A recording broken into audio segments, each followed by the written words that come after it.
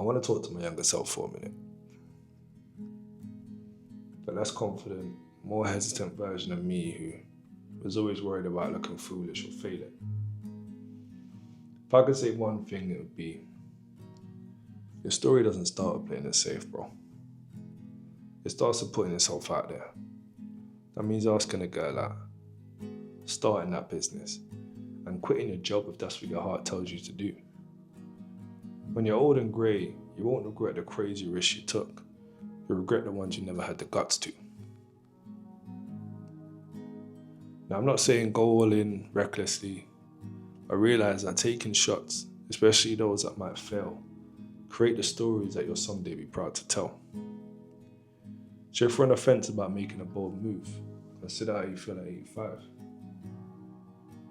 Looking back at your life, chances are you wish you'd done more bold stuff, not less. We often hear a lot about building confidence, like it's something you can manifest just by repeating affirmations. But what if the script is reversed? Confidence isn't built by faking it until you make it. Instead, real confidence is earned by evidence, by gathering proof that you can actually do what you set out to do. Imagine looking in the mirror, beating your chest saying, "I'm the greatest." Yeah, it might pump you up for a minute, but deep down, if you've never taken action, it's still just empty hype. True self-belief arises from seeing your action produce results, even if it's tiny ones. So do the thing first, and then get confident. Fake it till you make it can sometimes help you start, but it's also risky. Because if all you do is pretend you're great at something without putting in the practice or putting in the work, building that experience, you might fool others for a short time, but it's not going to last. Eventually, the gap between your talk and your actual skills become obvious. So I like to swap it with the saying, walk it before you talk it. Show results. Prove to yourself in real life that you can back up your words. Then you won't even need to brag. Your accomplishments will speak for itself. People will see evidence and not just claims. Picture my first experience with sales. A skill many people that know me associate with me now. If you assume I was natural, I wasn't. I was awful. I was anxious. I was scared to pick up the phone and dial. When I found out I had to make calls, not in a private room or in a little booth, but in a busy floor with at least 10 people in my direct space could hear every single word I was saying, my heart sank. I remember having calls where my co-workers literally laughed at me. It's humiliating. But guess what? I was step one. Over time, I built up the competence to do it right. And people look at me now and say, wow, you're confident, but that confidence is basically a track record of me having done sales repeatedly and failing enough times to figure out what works. It's also important to note that you can be super confident in one area, say giving presentations, but the opposite in another, like approaching someone you find attractive. Skills don't magically transfer from domain to domain unless the tasks themselves start to overlap. The only way to get good at a thing you want to do is by actually doing that specific thing. Stumbling, learning, and figuring out until you actually gain the competence. So if your aim is to be better at public speaking, you can't become an expert in debate club and automatically kill it on YouTube. You actually have to record videos, face criticism, refine your own camera presence, and that's how growth works. So let me share a truth. Effort often goes unnoticed, especially at the beginning. You're gonna put hours in, you're gonna hustle. You're probably gonna fail constantly. No one's gonna clap for you. But that's normal. The key is to endure that silent period. Endure that period where you're reaping zero applause, but you're still giving everything in you. You're still giving 100%. Because so many people are going to quit because they can't handle that stage. They interpret the no applause, the nobody cares as I'm not good enough. But in reality, it just takes time. But the people who keep showing up day after day, they eventually stand out simply because they outlast the ones who gave up too soon. Losers stay losers when they refuse to leave enough time to improve. Think about it. If you're too afraid of losing, you never go through the losing stage that precedes winning.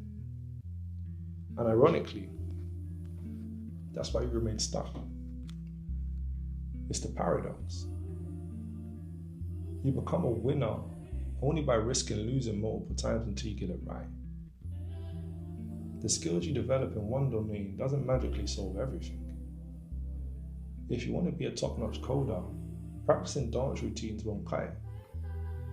Of course, discipline might overlap, but to get good at coding, you must code over and over. Same thing with anything else in this life. Everyone imagines that successful people just pop out of nowhere. But in reality, it took them months, a lot of the time years, messing up quietly before they figure out their groove. That first sales call I mentioned was so bad, it was humiliating. I still get flashbacks now. Ended up in laughter from my co-workers. Say that sales is a very toxic environment, it was pretty bad. But that single fail catalyzed my improvement. It's easy to see someone recognized for their skills and assume it was always that way. Meanwhile, they might still cringe recalling their first attempts. So if you're failing at the start, you're in good company. That's how real mastery begins. One overlooked perspective is that confidence is an essentially a guess, a bet on your likelihood of success. In statistics, confidence level means the percentage chance we think X outcome will happen. So how do you raise that percentage? By repeatedly making it happen. If you're learning to play guitar, you'll only feel confident performing publicly once you've nailed the songs in private, because you've gained evidence. No amount of mirror prep and talking to yourself in the mirror saying, I'm the best guitar player, can replace the muscle memory from real practice. So of course you can hype yourself up with affirmations, but dedicating the same time to rehearsing is a lot more valuable. A massive secret to big achievements is the ability to keep going when you're not seeing results. If you're launching a podcast, your first 5, 10 or 20 episodes might get 2 views, barely any listeners. But the difference between failing quietly and eventually getting traction is simply not quitting. Look at the stats. The majority of would-be podcasters don't get past the first episode. An even larger chunk never makes it past the first 20. So by simply posting 21 or more, you might already be in the top 1%. That's not because you're some genius, because you outlasted the people who gave up.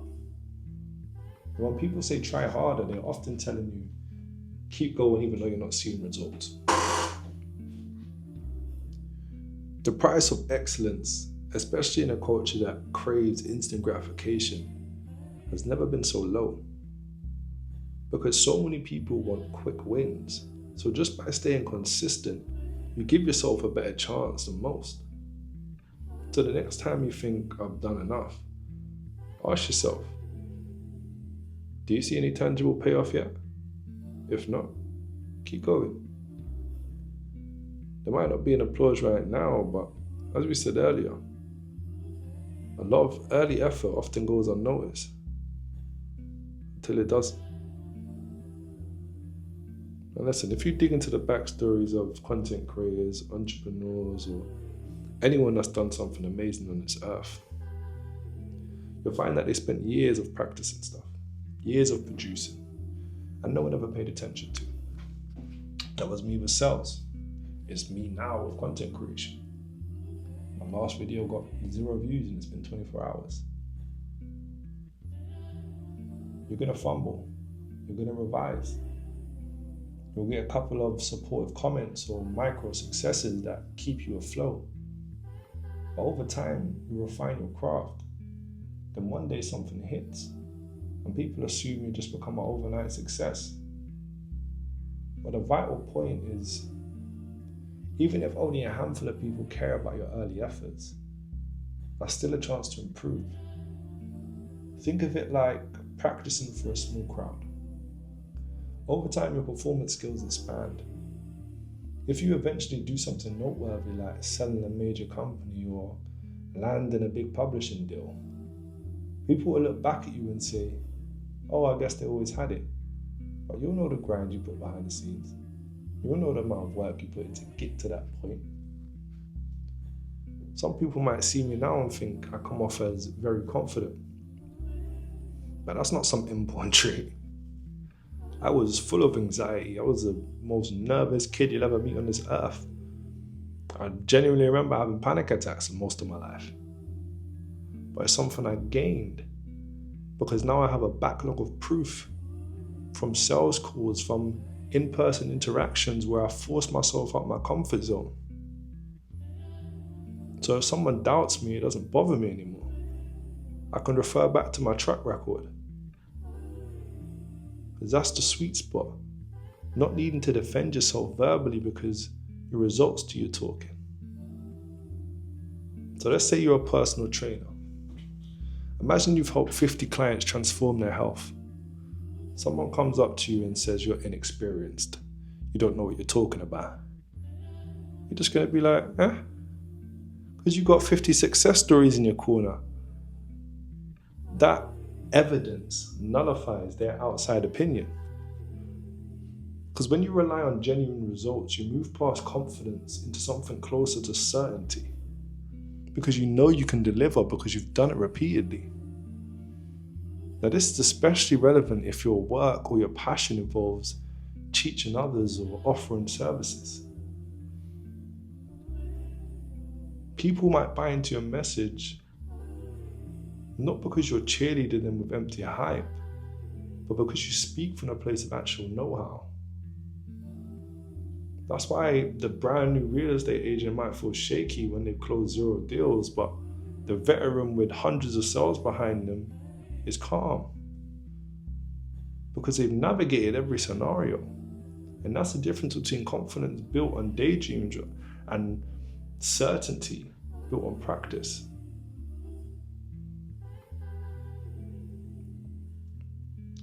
Now, this entire perspective rests on playing the long game.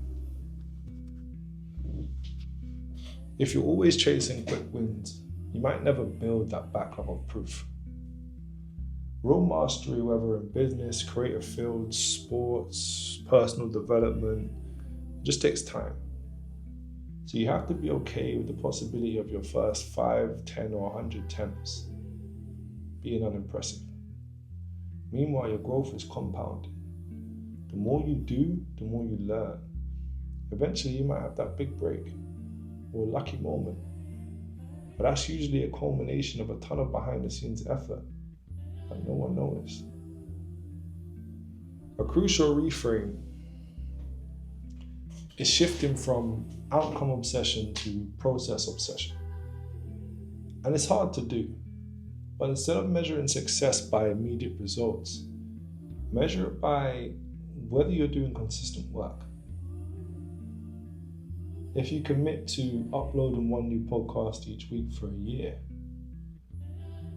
your success is following through, even if downloads remain modest.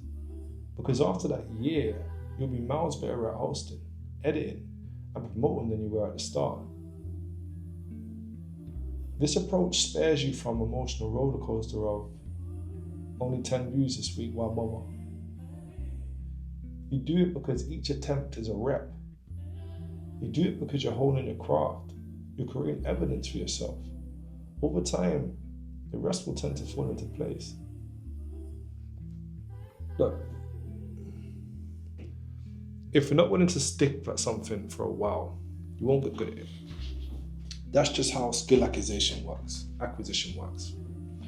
Losers stay losers because they aren't willing to lose. Remember, if you join a gym expecting to live like a pro on day one, you'll be embarrassed and possibly quit. But if you see your awkward newbie phase as a necessary price for future greatness, you're going to push through. Your first sales calls might be humiliating. Your first blog post might have more grammar mistakes than you like to admit, but that's the path. If you can't endure that part, you'll never see the payoff. I know for me right now, a lot of these videos, I'm making a lot of mistakes. If I want to get to where I want to be, I have to get through these mistakes. Now we see it with top podcasters, YouTubers, or social media figures. People assume they just hopped on a camera and went viral. In reality, many posted constantly for years to near silence, or they pivoted from one format to another until something clicked. The reason they now have an audience is they didn't give up. But no one was clapping, they kept pushing. You might think they're naturals, but that's an illusion. They grew into naturals by repeatedly doing the work while learning from each flop. By the time you discover them, they're already well polished. A big trap that we sometimes go in is expecting instant validation. If it doesn't come right away, you might interpret it as, I'm not cut out for this. But guess what? The world has billions of people creating, hustling, and chasing dreams. Why should your first attempt get recognized? It typically won't, and that's normal. But if you truly love or believe in what you're doing, you'll keep going anyway. Because each day of effort is building your internal arsenal of evidence. Once you realize the game is about forging yourself into someone who can keep going without immediate results, you start seeing a real payoff. That ability alone sets you apart. At the end of the day, the best advice to my younger, less confident self is simple. Action precedes confidence. If you dream of living an epic story, the time to put yourself out there is now. Not after you feel ready. Start by launching that project, or applying for that job, or making that page. Even if you crash and burn, you'll gain something invaluable. Experience, data, real proof that you tried. Confidence isn't some mystical force that you either have or don't have. It's a natural side effect of seeing yourself in action, getting results, learning from your stumbles. That's what walking it before you talk it looks like. And when you look back in years from now, you'll thank yourself for all those times you wished rejection, overcame embarrassment, and stuck around when others quit. Because that's how you turn your potential into reality. And the epic story you're destined to tell. Thank you. I believe in you. You got this. I love you all. Peace.